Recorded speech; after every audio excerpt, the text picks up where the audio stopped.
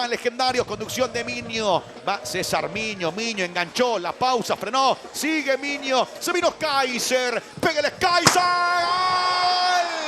¡Gol! ¡Gol! ¡Gol!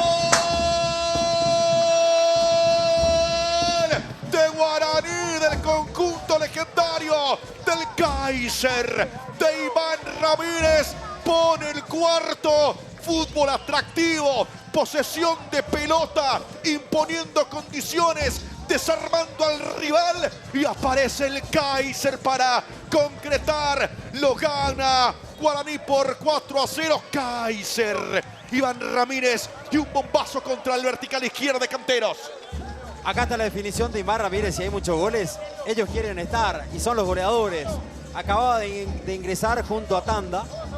Sí, en estos cambios que le dio Bernay para refrescar el debut de Tanda, la oportunidad también del número 9. Coste que Torales estaba haciendo un gran partido, está haciendo un gran partido. Torales anotó como goleador